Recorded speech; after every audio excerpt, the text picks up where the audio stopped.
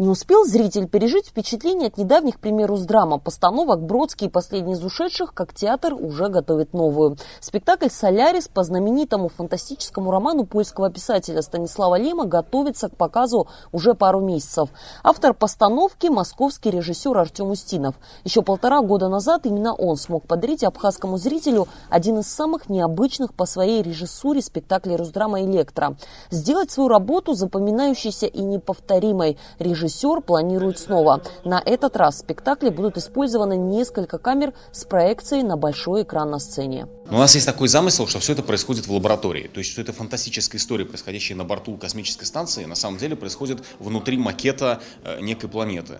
То есть, эта история реальна, и в то же время она объект изучения ученых, которых, в свою очередь, изучает кто-то другой и кто-то еще. Ну, то есть, вот такая штука. А над всем этим океан, живой океан, покрывающий планету и наблюдающий за нами всеми, как такой бог.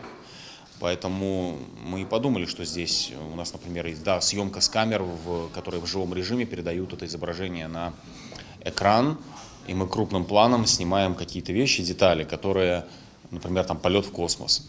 То есть, интерес в том, что мы одновременно видим изображение, и то, как это изображение создается, и в этом, есть какой-то интерес. Это же всегда интересно, как там в кино звуки записывают или еще там какие-то такие вещи, когда не сейчас, когда в эпоху цифр, а когда все это делалось руками, вот у нас тоже такой немножко космос handmade. Уникальность спектакля связана и с тем, что исполнять роль главного героя романа Криса Кельвина на сцене будут сразу 2 актера Русдрама – Саид Лазба и Эмиль Петров. Такая есть мысль, что один из них – это человек, который уже прожил эту историю, и он заново в нее возвращается, чтобы попытаться что-то изменить, или чтобы понять, что это изменить невозможно, и все, что он может, это позволить этой истории случиться.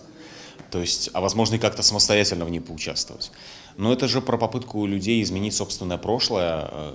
Герой живет с ощущением вины и боли, и он эту боль как-то пытается, либо залечить, либо как-то пытаться с ней жить. А это очень сложно. И очень часто ты думаешь о том, если бы это было вот так тогда, и, может быть, если бы мы нашли какой-то путь, чтобы это изменить, это все невозможно. Вот поэтому у нас 2 героя, один действующий, другой как бы рефлексирующий и пытающийся переделать то, что... Потому что роман написан от первого лица, и поэтому от лица кого? Того, кто уже все это пережил, очевидно. На сцене театра роль главной героини романа репетируют также 2 актрисы Русдрама. Здесь уже, как и полагается, для 2 составов спектакля. Это Мадлена Барциц и Ирина Делба. Умершая жена главного героя Криса, которая покончила жизнь самоубийством 10 лет назад, до момента, который происходит на сцене. И потом она приходит к нему, как его проекция через океан, как его подсознание приходит и думает абсолютно, что она живой человек, но при этом она...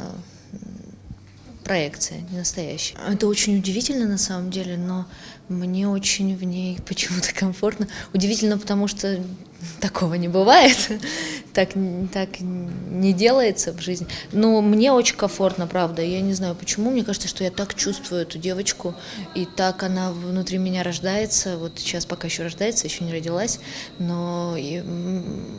Мне очень комфортно. Вот редко, когда такое бывает, обычно, как ты пристраиваешься к персонажу, пытаешься его... Здесь я тоже пытаюсь понять, но больше. У меня всегда этот процесс, он очень длинный. А здесь, несмотря на то, что роль очень сложная, большая, почему-то какое-то совпадение. Я не знаю, как это объяснить. Помимо артистов, на сцене театра уже сейчас свою работу активно ведут костюмерные, монтировочные и художественно-декорационные службы. По задумке художника-постановщика Юлианы Лайковой, все действия спектакля будут происходить в одной большой комнате, напоминающую научную лабораторию. Увидеть уникальную премьеру Русдрама зрители смогут уже скоро. Премьерный показ «Соляриса» запланирован на 3 и 4 апреля. Виола Барганджа, Раму Камки, Абазатова.